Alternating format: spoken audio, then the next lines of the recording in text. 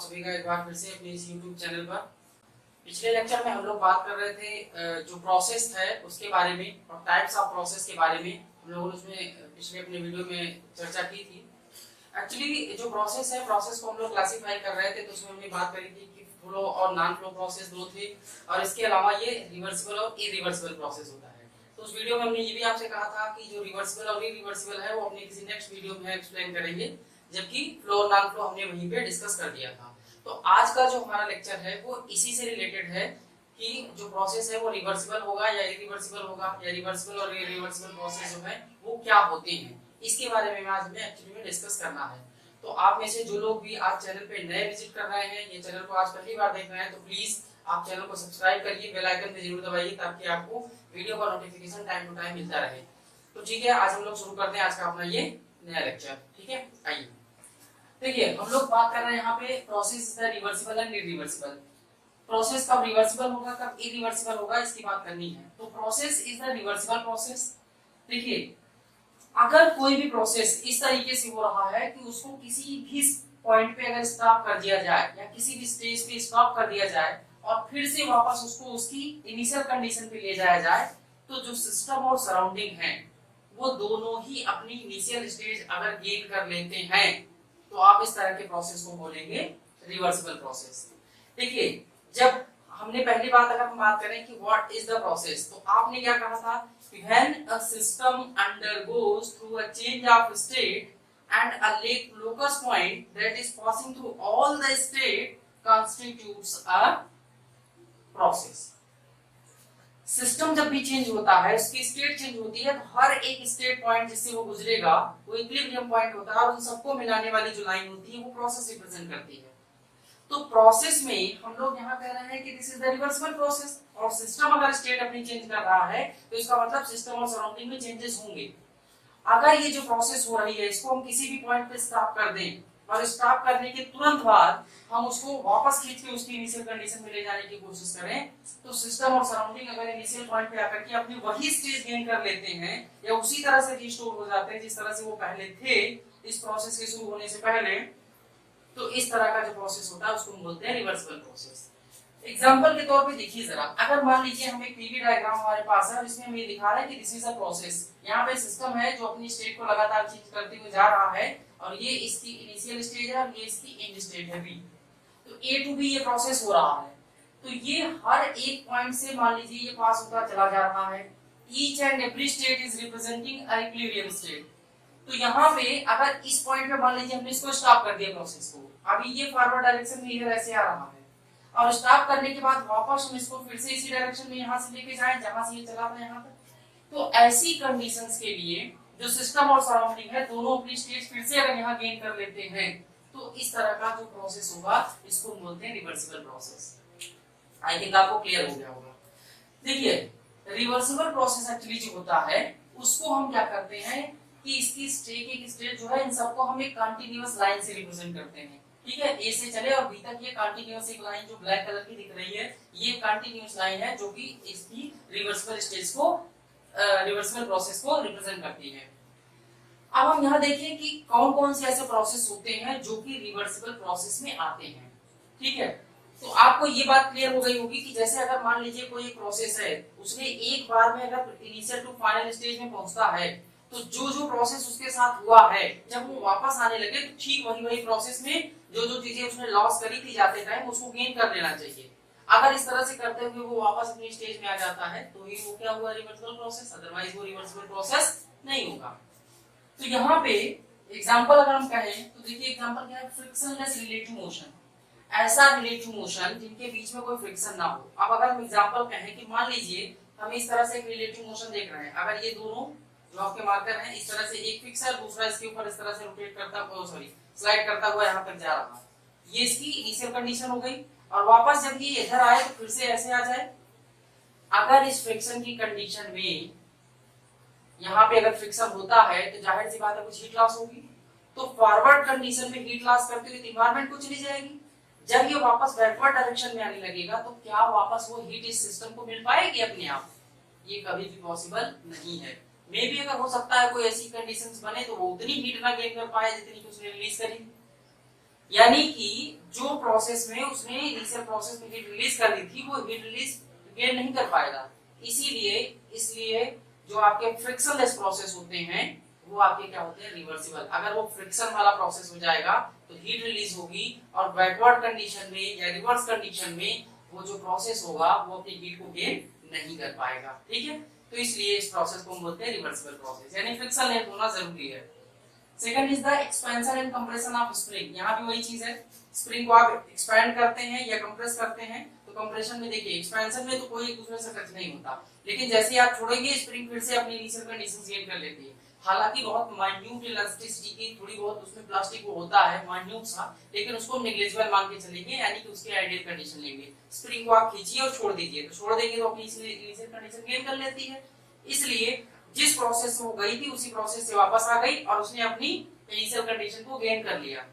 तो इसलिए इस तरह का जो प्रोसेस होता है उसको हम बोलते हैं एक्सपेंशन या कंप्रेशन प्रोसेस जो है वो रिवर्सिबल प्रोसेस है। Third thing is the frictionless adiabatic expansion and compression of fluid. Fluid जो होता है अगर वो जब मूव करता है तो उनकी लेयर्स के बीच में भी फ्रिक्शन लगता है। अगर उनके बीच में वो आइडियल फ्लूइड है तो उनके बीच में कोई भी फ्रिक्शन एंटर नहीं करेगा। अगर फ्रिक्शन नहीं होगा तो किसी हीट की रिलीज होने का कोई चांस नहीं बनता। इसलिए एडियाबैटिक कंप्रेशन या एक्सपेंशन जो होता है विदाउट फ्रिक्शन वो आपका किस में आता है, रिवर्सिबल प्रोसेस में। नेक्स्ट आपका है polytropic expansion and compression. Similar condition जैसे एडियाबैटिक में वैसे पॉलीट्रॉपिक में, बस पॉलीट्रॉपिक में ये होता है हीट ट्रांसफर होती है। ठीक है, एडियाबैटिक और पॉलीट्रॉपिक में यही आपका एक डिफरेंस होता है। तो polytropic expansion compression of fluid अगर है तो इस कंडीशन में भी यहाँ पे क्या होगा, ये एक रिवर्सिबल प्रोसेस माना जाता है। ये एग्जांपल्स बहुत ध्यान से देखिएगा क्योंकि इन एग्जांपल्स को डायरेक्टली एग्जाम में दे दिया जाता है और इन्हीं में से पूछ लिया जाता है कि किस तरह के प्रोसेस को रिप्रेजेंट करता है। नेक्स्ट प्रोसेस देखें तो isothermal expansion and compression of fluid. देखिए अगर प्रोसेस आइसोथर्मल होगा यानी टेंपरेचर का डिफरेंस नहीं होगा, तो टेंपरेचर का डिफरेंस नहीं होगा तो हीट के ट्रांसफर होने का बाहर कोई चांस ही नहीं बनता। तो जाहिर सी बात है जब हीट रिलीज नहीं होगी तो प्रोसेस मैक्सिमम ऐसा होगा कि वो क्या हो जाएगा, रिवर्सिबल। नेक्स्ट आपका इलेक्ट्रोलिसिस। इलेक्ट्रोलिसिस की जो प्रोसेस होती है वो भी आपकी एक रिवर्सिबल प्रोसेस मानी जाती है। तो सबसे इंपॉर्टेंट चीज ये है कि रिवर्सिबल प्रोसेस जो है उसकी कैरेक्टरिस्टिक्स क्या है। ठीक है, कैसे आप जानेंगे कि ये प्रोसेस जो है रिवर्सिबल प्रोसेस है। तो पहली कैरेक्टरिस्टिक्स ये है कि अगर मान लीजिए कोई प्रोसेस हो रहा है और उसको किसी पॉइंट पे आप स्टॉप कर दीजिए, या आप यूं कहिए कि अगर इनिशियल कंडीशन में वो जिस तरह के पाथ को फॉलो करते हुए बी तक पॉइंट तक पहुंचता है प्रोसेस, अगर उसको रिवर्स किया जाए तो ठीक वही कंडीशन को फॉलो करते हुए फिर वापस अपनी इनिशियल कंडीशन गेन करता है। ठीक है, तो ये तो पहला हुआ।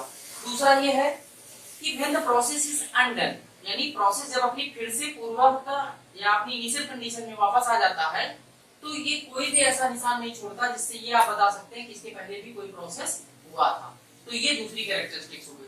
तीसरी कैरेक्टरिस्टिक्स है कि ये जो प्रोसेस होता है वो फॉरवर्ड डायरेक्शन में एक एक इक्विलिब्रियम स्टेट से होकर के पास होता है।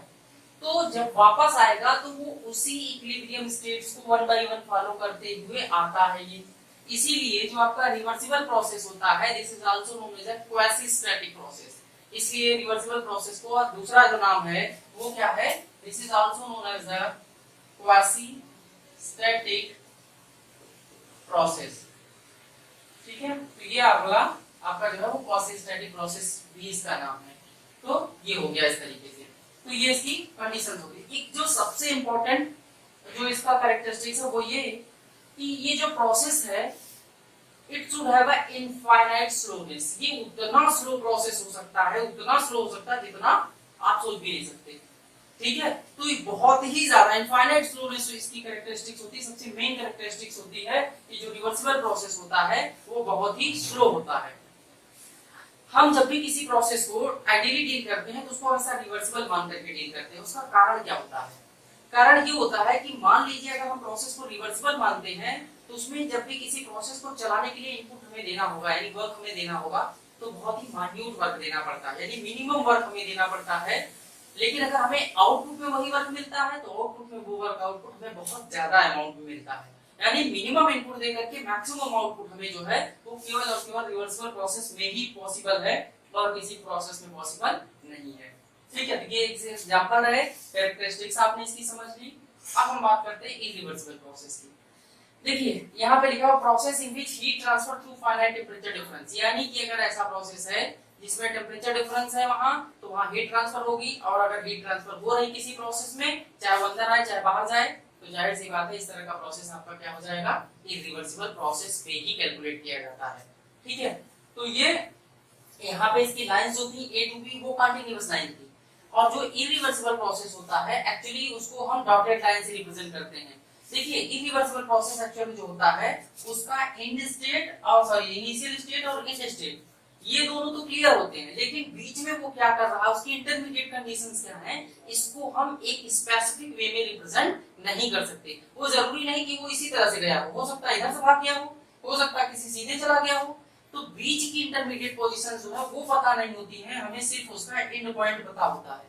ठीक है, तो इंटरमीडिएट की कंडीशन को हम रिवील नहीं कर पाते हैं, जो आपका इरिवर्सिबल प्रोसेस होता है। इसीलिए जो इरिवर्सिबल प्रोसेस होता है उसको हमेशा हम क्या करते हैं, डॉटेड लाइन से रिप्रेजेंट करते हैं बीच में, जबकि रिवर्सिबल जो होता है वो कंटीन्यूअस लाइन से रिप्रेजेंट होता है।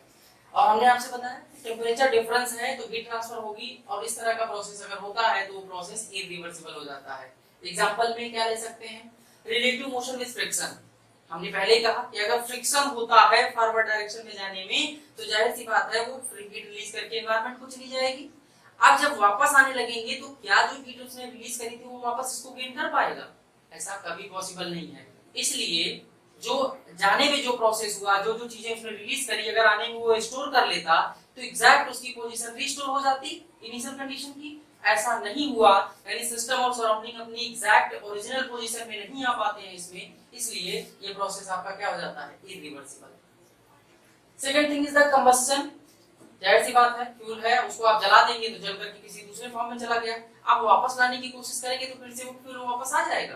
डीजल है उसको जला दिए तो वापस डीजल नहीं बनेगा ना, पेट्रोल है जला दिए उसको वापस पेट्रोल नहीं बनेगा ना, लकड़ी है उसको जला दिए राख बन गई क्या वापस लकड़ी बना सकते, नहीं बना सकते। All these process are the irreversible process. Next is the diffusion. Mass transfer हो जाता है और वापस उसको रिवर्स नहीं किया जा सकता है, तो वो मास ट्रांसफर जो है जब वापस अपनी original condition system surrounding gain नहीं करेंगे तो ऐसी कंडीशंस में ये क्या हो जाता है, दिस इज द इरिवर्सिबल।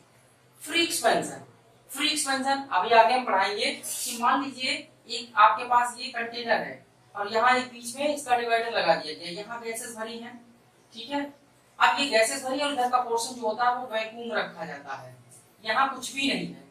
जैसे ही आप इस डिवाइडर को हटाते हैं ये गैस फैल करके पूरे में चली जाती है, लेकिन क्या डिवाइडर जब लगा देंगे तो वापस गैस यहाँ फिर से इसको वैक्यूम करके इसी जगह पे स्टोर हो पाएगी?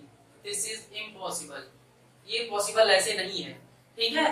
तो नेचुरली जैसा फॉरवर्ड डायरेक्शन में था वैसा बैकवर्ड डायरेक्शन में नहीं हुआ, यानी सिस्टम और सराउंडिंग ने अपनी ओरिजिनल पोजीशन गेन नहीं करी, इसलिए ये प्रोसेस आपका कैसा हो गया, irreversible. Next is the throttling.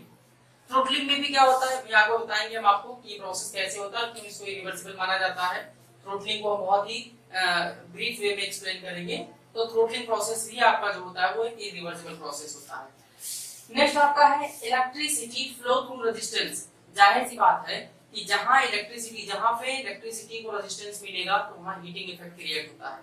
Heating effect create होगा तो हीट बाहर चली जाएगी, और जैसे इलेक्ट्रिसिटी आप बंद करेंगे तो क्या हीट को रिस्टोर कर पाएगा, खींच लेगा एनवायरनमेंट की हीट को? नहीं, कभी पॉसिबल नहीं है। एग्जांपल के तौर पे ऐसे समझिए कि मान लीजिए आपने एक प्रेस लगा रखा कपड़ा प्रेस करने के लिए, इलेक्ट्रिसिटी आपने उससे जोड़ दी, और जब आपने जोड़ दिया तो प्रेस हीट हो गया।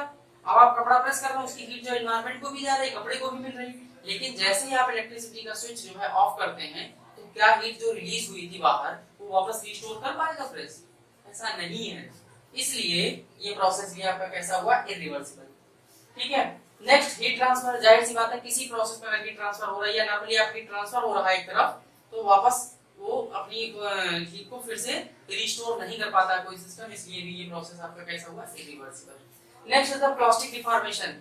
प्लास्टिक डिफॉर्मेशन मतलब परमानेंट डिफॉर्मेशन। अगर मान लीजिए कोई चीज उसको इस तरह से फोर्स लगाइए और वो बिल्कुल परमानेंटली डिफॉर्म हो जाए तो वो अपनी ओरिजिनल कंडीशन नहीं गेन कर पाती उस तरह से, ठीक है। जैसे मान लीजिए एक रॉड हो और इसको ऐसे दबा दें तो ये पूरी तरह से जब टूट के मतलब ऐसे टेढ़ी हो जाती है, बेंड हो जाती है, लेकिन कितना भी सीधा करिए वो ओरिजिनल उसके जो ग्रेन्स होते हैं वो एक्सपैंड हो चुके होते हैं, इसलिए वो अपनी ओरिजिनल कंडीशंस को गेन नहीं कर पाएंगे।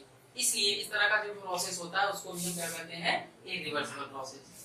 तो this was all about the process that is related to basically reversible and irreversible process। Process में हमने कहा था कि जो आपका ये रिवर्सिबल प्रोसेस होता है, that is also known as the quasi static process. तो आगे हम क्वासी स्टैटिक प्रोसेस जो हमारा टॉपिक है उसको एक्सप्लेन करने वाले हैं, ठीक है।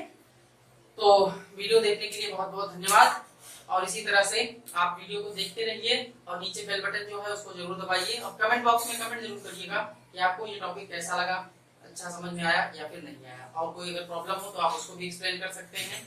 चलिए मिलते हैं अपने नेक्स्ट वीडियो में।